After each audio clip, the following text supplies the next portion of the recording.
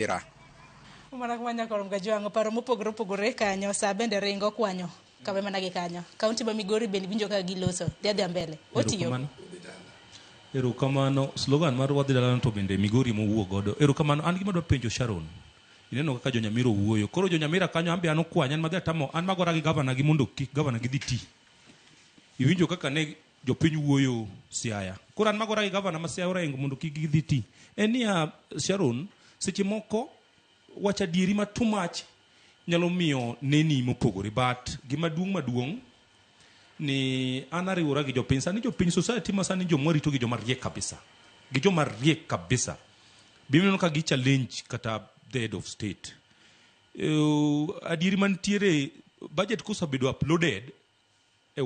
web en gima ng'ata neno nyaka dayo muti nyakwar nyalo teni e dani tok dalani ka kinyi lose barabara nikech en gima oneno koro ka gino kinyo kotimore to japiny question an gima dwa kwayo colleagues ga mwan godo ka kata maonge mawinja en ni wadhwa wuoro gi jowa mondo akonu jowa dieri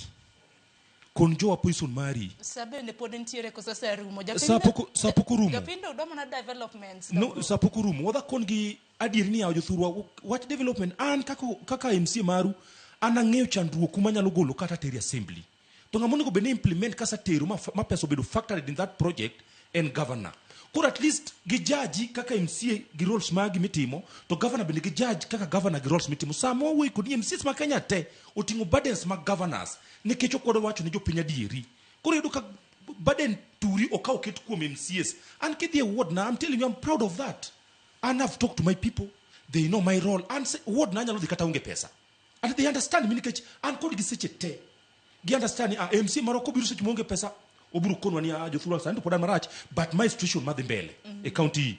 government ma Migori and seche moko even at times I go even rongo kama kwadna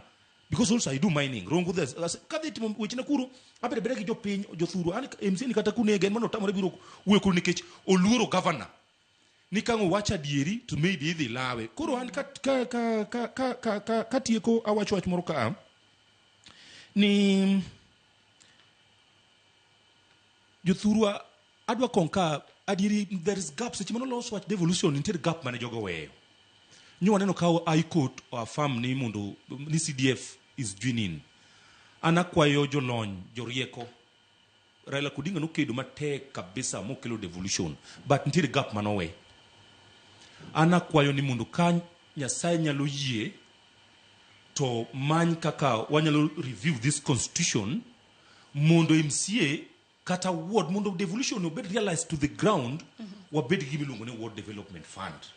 koro ward development fund ngima na structure minya lose godo ma at least MCA nyalo singo gigene mako singo ni ka to dhi kunye pi to kopogore gi pesa modhi kwayo governor to at least embe office ka onyalo direct those officers mochung ne ward development fund ni ma at least pigno time